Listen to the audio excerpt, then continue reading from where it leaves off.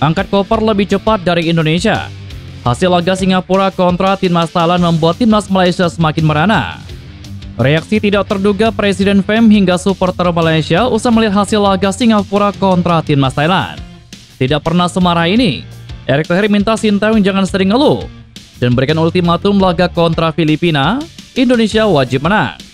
Sindiran pelatih Vietnam ke Sintayong soal banyak ngeluh terkait jadwal Piala AFF, serta beberapa berita timnas Indonesia hari ini.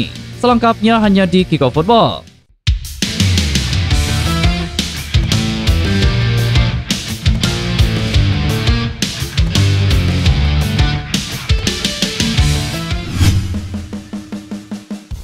Laga mengejutkan timnas Singapura kontra Thailand. Ya, laga keempat timnas Singapura di ajang Piala AFF mempertemukan timnas Singapura kontra timnas Thailand baru saja usai. Dalam laga yang berjalan di National Stadium Singapura itu, kedua negara tampil all-out demi meraih hasil terbaik demi menjaga asa untuk lolos ke semifinal Piala AFF. Laga keempat yang sangat menentukan nasib timnas Malaysia ini menjadi laga penuh harapan untuk pendukung Harimau Malaya. Sebab laga Singapura kontra Thailand ini menjadi penentu langkah Malaysia apakah berkesempatan untuk lolos ke semifinal Piala AFF ataukah pulang lebih cepat pada Piala AFF edisi kali ini. Pertandingan tadi berjalan cukup mengejutkan sejak menit awal pertandingan. Bagaimana tidak, timnas Thailand yang diunggulkan pada laga ini malah harus kebobolan pada menit ke-10 oleh tim tuan rumah Singapura lewat gol dari Syawal Anwar. Sontak keunggulan sejak menit awal ini menjadi pukulan untuk supporter Malaysia yang mengharapkan Singapura akan tumbang oleh timnas Thailand. Namun supporter Malaysia nampaknya harus gigit jari lebih awal sebelum laga Singapura kontra Thailand berakhir. Ini karena di laga lain di grup yang sama, timnas Kamboja berhasil mengalahkan Timor Leste dengan skor akhir 2-1, yang akhirnya membuat posisi Malaysia yang awalnya berada di posisi ketiga klasemen harus terlempar ke posisi 4 di tabel klasemen grup A Piala AFF dengan koleksi poin yang sama dengan Kamboja yakni 4 poin.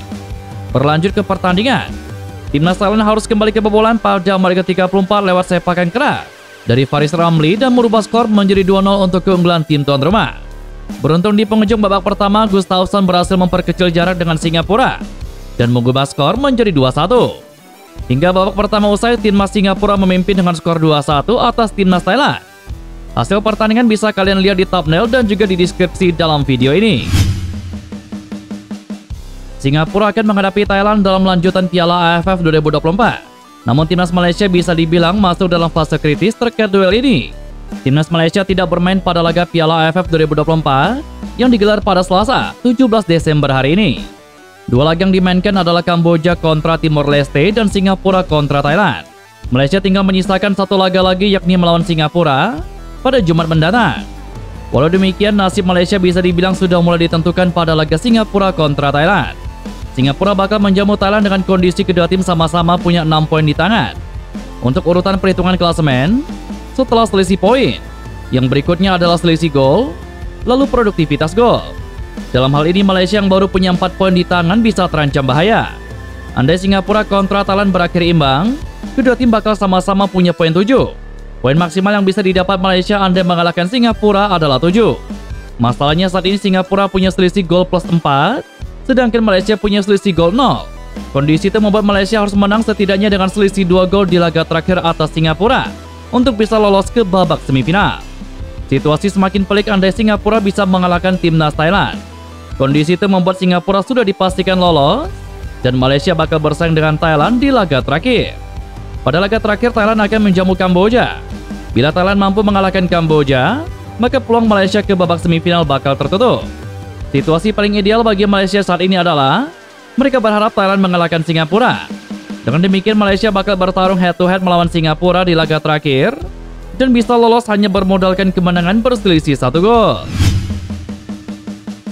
Ketum PSSI Erick Thohir meminta pelatih Sintayong dan timnas Indonesia untuk menjaga fokus termasuk berhenti mengeluh dengan keadaan yang tidak ideal. Dia memberikan ultimatum kepada sang juru taktik bahwa Garuda harus menang atas Filipina.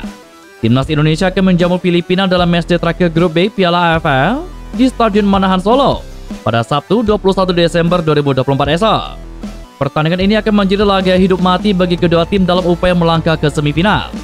Timnas Indonesia untuk sementara menduduki urutan kedua klasemen grup B dengan koleksi 4 poin dari 3 pertandingan. Setelah mengalahkan Myanmar 1-0, Muhammad Ferrari dan kawan-kawan ditahan imbang Laos 3-3, kemudian dikalahkan Vietnam 0-1. Andai kalah dari Filipina, timnas Indonesia dipastikan tersingkir dari turnamen sepak bola antar negara-negara Asia Tenggara ini. Erik akan meminta skuad timnas Indonesia fokus melawan Filipina, sebab targetnya adalah memenangi pertandingan. Erik menjelaskan target di Piala AFF ada meleset. Sebelumnya ia menyebut timnas Indonesia harus bisa mengalahkan Myanmar dan juga Laos. Jadi saya akan minta lagi seluruh tim untuk kembali sama-sama bersatu. Pelatih juga fokus ke targetnya. Melawan Filipina ini harus menang. Saya sudah sampaikan bahwa setiap kita mengirim tim, kita punya target. Targetnya juga bukan sesuatu yang hiperbola. Lawan Myanmar, Laos, wajib menang. Lawan Vietnam, seperti hitungan kalah terhormat. Kalau bisa seri luar biasa. Kemarin pemain-pemain menunjukkan permainan yang baik, tetapi belum maksimal, kata Erick Thohir. Pelatih timnas Vietnam Kim Sang-sik menyindir juru taktik timnas Indonesia Sintayong yang kebanyakan mengeluh di Piala AFF. Salah satunya terkait jadwal. Juru taktik asal Korea Selatan itu meminta Sintayong untuk beradaptasi. Sebelumnya Sintayong mengeluh karena timnas Indonesia harus bermain 3 kali dalam 6 hari. Ditambah lagi pertandingan digelar di negara yang berbeda-beda, mulai dari Myanmar, Indonesia, dan juga Vietnam. Vietnam memang hanya menjalani 2 laga dalam 6 hari terakhir. Namun terhitung sejak laga kontra Indonesia kemarin malam, skuad The Golden Star Warrior juga akan menjalani 3 pertandingan dalam 6 hari. Timnas Vietnam hanya membutuhkan 1 kemenangan dari 2 laga sisa untuk lolos ke semifinal Piala AFF, yakni sebagai juara grup B. Semua tim memiliki jadwal yang padat. Saya bersimpati kepada pelatih Sintayong. Anda harus beradaptasi. Saya bisa melakukan rotasi untuk mengatasi situasi tersebut, menambah makanan bergizi untuk para pemain. Semua tim punya masalah yang sama, jadi mereka harus menang dengan kekuatan mental, kata Kim Sang-sik.